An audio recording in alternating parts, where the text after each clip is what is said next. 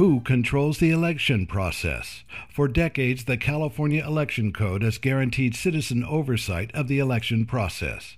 But in recent years, that role has diminished and changed drastically.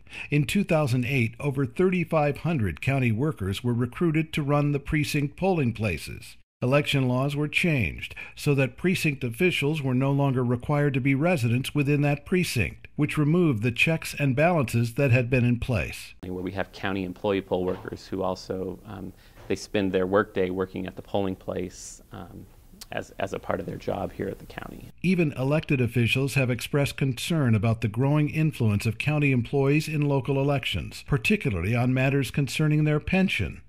At the local level, unions are rather influential in local elections, and so elected officials will do what the unions ask them to do. The policy of the registrar in Orange County is to prevent citizens from verifying the accuracy of the county poll workers.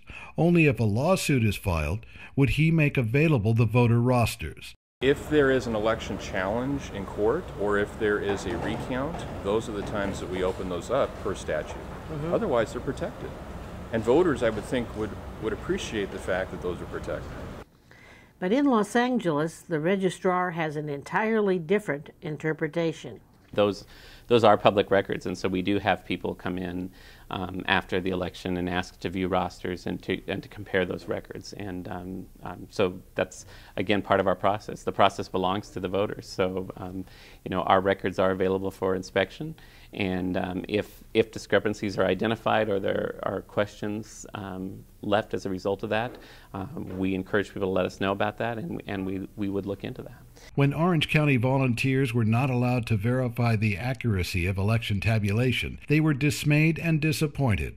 I wanted to see for myself if our votes are actually being counted fairly, if they're being counted at all, and what kind of error rate there is in the voting, if it would actually make a difference in a proposition or a candidate winning or failing.